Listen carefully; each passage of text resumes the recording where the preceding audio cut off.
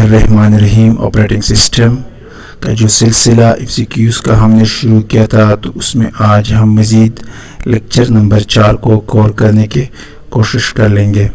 तो आज का जो MCQs होंगे वो प्रोसेस मैनेजमेंट के हवाले से होंगे, प्रोसेस एग्जीक्यूशन, प्रोसेस मेमोरी और process heap, program counter, stack data section, इसके हवाले से होंगे। तो ये लेक्चर नंबर 4 होगा आज का। तो 81 पे आते हैं, which of the following includes the current activity represented by a value of a program counter and the contents of the process registered. तो इसमें टेक्स्ट होता है सी कर प्रोग्राम काउंटर और प्रोसेस रजिस्टर्ड में। 82 a process is more than a program code which is sometime known as text section, उसको हम कहते हैं। 83 में text section is dynamically allocated memory to a process during its run time. Heap section जो होते हैं वो डायनेमिकली एलोकेटेड होते हैं during run time. A process currently activity is represented by, तो इसमें एक हमारे पास प्रोग्राम काउंटर और दूसरा जो है ना contents of the processor registered, ये दोनों रिप्रेजेंट करते हैं। 83 में a process generally also include the process which contains temporary data such as function, parameter, return address and a local variable। तो ये स्टैक में होते हैं। 86 which state of a process defined the process is being created। तो जो new state होते हैं उसमें प्रोसेस क्रिएट होते हैं। 87 में which state of a process defined instruction are being executed। जब एक प्रोसेस एग्जीक्यूशन की स्टेट में होती है तो उसको हम रनिंग स्टेट कह सकते हैं, प्रोसेस का जो स्टेट होते हैं। 88 which state a process defined the process is waiting for some event to occur such as an input output completion or reception of a signal। जब प्रोसेस रिसोर्सेस को wait करते हैं तो उसको हम वेटिंग स्टेट ऑफ प्रोसेस कह सकते हैं। 89 which state of a process defined the process is waiting to be assigned a processor। जब एक प्रोसेस का स्टेट होते हैं कि वो प्रोसेसर्स लेते हैं, CPU लेते हैं, तो उसको फिर हम रेडी स्टेट कहते हैं।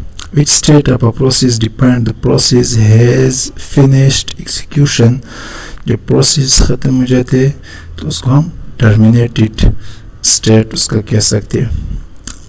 91 में each process is represented in operating system by a, तो हर एक प्रोसेस ऑपरेटिंग सिस्टम जो है ना वो PCB प्रोसेस कंट्रोल ब्लॉक के थ्रू रिप्रेजेंट करते हैं।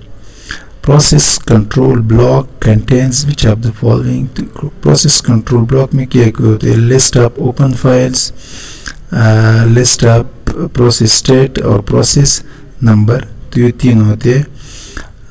93 में the process the address of a text instruction to be executed for a current process is stored in a, जो current process execute हो रहा है तो उसका जो उसके साथ ही नेक्स्ट इंस्ट्रक्शन जो है वो प्रोग्राम काउंटर में होते हैं। 94 the process that are residing in a memory and are ready and awaiting to execute are on a list called the ready queue। The ready queue is generally stored as a linked list। 96 में which of the following is true regarding a ready queue header। It contains pointer to the first and final PCB in a list, और इसके साथ it contains pointer field that points the next PCB in a ready queue। तो ये ready queue में होते हैं header में। 97 में the list of a process waiting for a particular input output device is called device queue। उसको फिर हम device queue कह सकते हैं। 98.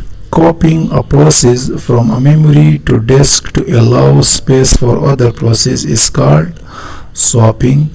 एक प्रोसेस को मेन मेमोरी से कॉपी करना कहाँ पे, सेकेंडरी मेमोरी में, तो उसको स्वैपिंग हम कह सकते हैं. 99. The process is swapped out of memory and the later swapped into a memory by the medium term scheduler. Medium term scheduler के जब एक प्रोसेस एक दफ़ा सेकेंडरी मेमोरी में चला जाते और दोबारा उसको हम मेन मेमोरी को लाते तो उसको मीडियम टर्म शेड्यूलर कहते हैं. Question number 100. Switching the CPU to another process required performing a state step of the current process and the state restore of a different process. This task is known as context switching. मतलब जब processor के पास एक से ज़्यादा process run हो रहे at a time, तो वो कभी एक को लेते और कभी दूसरे प्रोसेस को, तो उसको हम context switching कहते हैं.